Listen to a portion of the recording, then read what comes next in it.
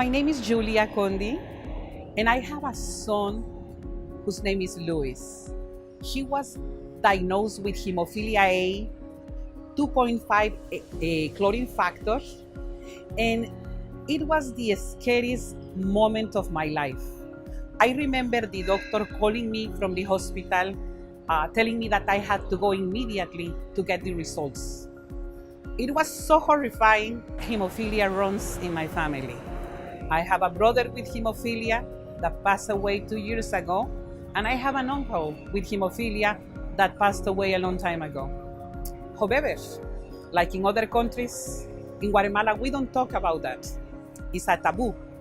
I knew that my brother would disappear for weeks at a time, but I didn't know where he was.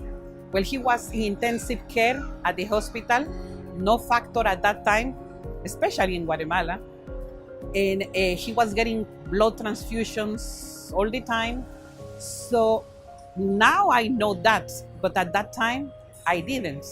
We couldn't even talk about that because even my brother would get mad. So I didn't have an idea of how scary, difficult, and expensive this condition could be. So when I arrived and his doctor explained it to me, I thought I was never going to smile again in my life. I thought my life was over. I remember driving back to the house with a heavy heart, thinking what is going to become of our lives. It put a lot of stress in our family, emotionally, financially, in all the aspects of our life. I was very lucky to find a hemophilia treatment center. I was living in Florida back then. The doctor was very compassionate. He explained us and took us by the hand and guided us through the steps and the process. But it was difficult. It was scary. I remember going to the hospital every other week because my son was very active. You know, when you have a child with hemophilia, you kind of wish that he will be very quiet and play the piano and that will be his hobby and his passion. But it's not. He wanted to play football since he was months old, you know. And by the time he was 1 year old, he was playing football against the wall because he couldn't find anybody at that age to play the sports he wanted to do.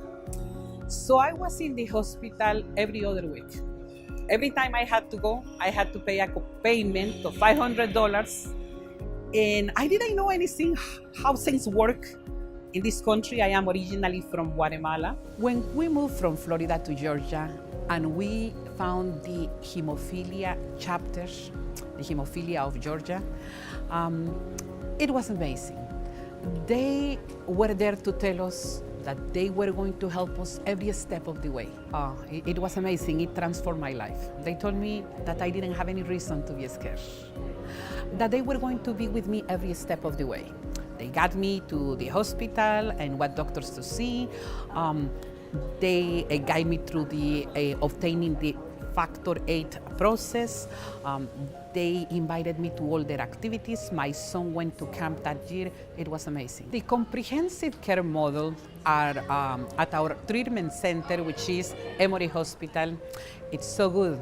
In just one visit, you can see the doctor, you can see the orthopedic doctor, you can see the social worker, everything in one place. I still remember the day that my husband called me to let me know that the insurance rate had almost doubled at his company.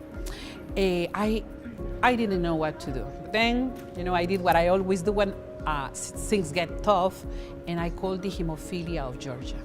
The next day, I had a social worker in my house. Her name is Gail. He was there. He told me that I didn't have one thing to worry about. The Hemophilia of Georgia has many programs that help bring the community together. When they are little, they can go to camp and they learn how to infuse themselves, how to manage their medical condition. They get to do a lot of activities that are usually forbidden to them, like mountain biking, like swimming, canoeing, so many activities. They really get liberated there. For him, it's so rewarding to be able to do for those kids, those little kids, the same thing that was done for him. So their words were right on the spot. It was 12 years ago, and they say, don't be scared. Your son is gonna be fine. He's gonna succeed. He's gonna live a happy life. And one day he's gonna be here helping others like we are helping him. My son is graduating next year from the University of Georgia, so those words have become a reality. We received so much, and we feel so blessed to live in Georgia and to be part of the hemophilia community there, that we just feel that we have to give back.